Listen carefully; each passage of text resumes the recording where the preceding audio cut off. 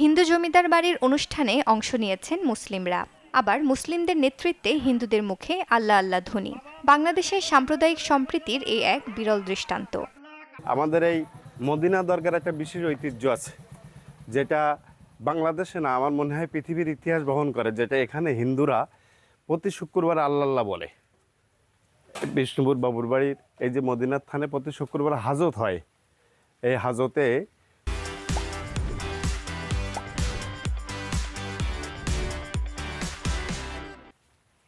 দুই একশো লোক প্রতি শুক্রবারেই হয় এবং এখানে প্রত্যেকে বাবা মদিনা সাহেবের নামে আল্লাহ আল্লাহ বলবরি পূজা হয় এবং সব হিন্দুরাই আল্লাহ আল্লাহ বলে। হিন্দু মুসলিম মদিনা হাজত নামে পরিচিত বাৎসরিক এই রীতি সাতক্ষীরার কালীগঞ্জ উপজেলার বিষ্ণুপুর জমিদার বাড়িতে পালিত হয়ে আসছে প্রায় ৩০০ বছর ধরে।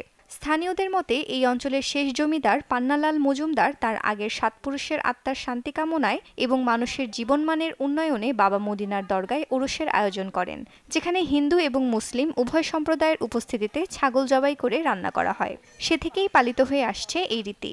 আমাদের এই বাবা মদিনা সাহেবের এখানে সবাই বিশ্বাস ভক্তি সবাই আছে, হিন্দু কি মুসলমান এখানে সবাই আসে।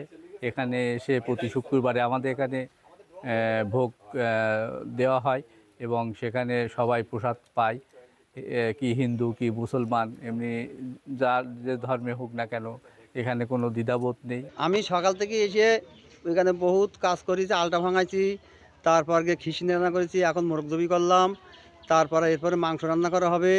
আর আমার এই বয়স ৫৫ বছর, এই ৫৫ বছর এখানে আমি করতেছি। এর আগে আমার দাদা ছিল, আমার আব্বা ছিল, তারা সব মারা গেছে। এই মদিনের সাহেবের আমরা খেজমত করি বছর সাল, প্রতি বছরে আমরা খেজমত করি। আর এখানে বাবুরা খেজমত করে প্রতিদিন। শুক্রবারে এখানে আমাদের মদিনা সাহেবের ভোগ হয় এবং আমরা হিন্দু সম্প্রদায়ের মানুষ আমরা সবাই এখানে আল্লাহ আল্লাহ বলেই থাকি। এটা আমাদের, আমি মনে করি ইতিহাসে আমাদের হিন্দুরাই প্রথম এখানে আল্লাহ আল্লাহ বলি থাকে প্রত্যেক শুক্রবারে। এবং পয়লা মাঘে এই ৩০০ বছরের ঐতিহ্য আমরা ধারাবাহিকতা যেটা পাই, আমরা পয়লা মাঘে হাজত আমাদের হয়ে থাকে। অনুষ্ঠানটি হিন্দু জমিদার বাড়িতে মুসলিমদের নেতৃত্বে অনুষ্ঠিত হলেও এলাকার সর্বসাধারণ নিজ নিজ সাধ্য অনুযায়ী সহায়তা করে থাকেন। মুরগি, ডিম সহ বিভিন্ন খাদ্য উপকরণ দিয়ে মানত করেন তারা। মানতের পর মনের ইচ্ছা পূরণ হয়েছে বলেও দাবি অনেকের।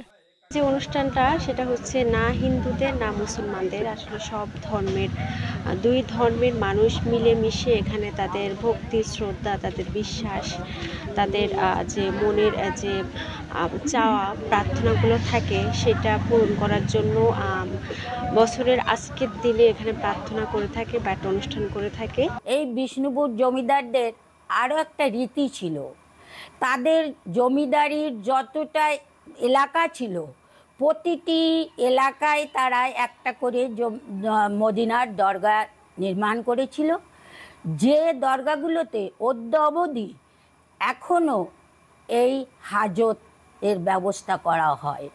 হিন্দু মুসলিম একই সাথে একই অনুষ্ঠানে অংশগ্রহণ করা, খাবার খাওয়া কিংবা একই সাথে প্রার্থনা করা, এমন দৃষ্টান্ত বাংলাদেশে বিরল।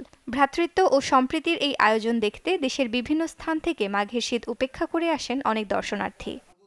মূলত আমাদের সনাতন ধর্মাবলম্বীদের তত্ত্বাবধানে এটা পরিচালিত হলেও বা অনুষ্ঠানগুলো প্রতি বছর হলেও এখানে কিন্তু আমাদের মুসলিম সম্প্রদায়ের একটা বড় অংশ এখানে অংশগ্রহণ করে থাকি। সেটা আমি বিষ্ণুপুরের ইউপি চেয়ারম্যান হিসেবে শুধু এই যে ৩ বছর আসছি তা নয়, আমি এর পূর্বেও যখন চেয়ারম্যান ছিলাম না তখন প্রতি বছর এই অনুষ্ঠানে এসে অংশগ্রহণ করি এবং সত্যিকার অর্থে অনুষ্ঠান অত্যন্ত ভালো লাগে এবং এখানে এসে আত্মার তৃপ্তি লাভ করা যায়। এই জমিদার বাড়ি আর মদিনা দরগাকে ঘিরে মিলেমিশে থাকেন হিন্দু মুসলিম সম্প্রদায়, তাই এই স্থানকে যথাযথভাবে সংরক্ষণের দাবি স্থানীয়দের। Desk report, channel 24।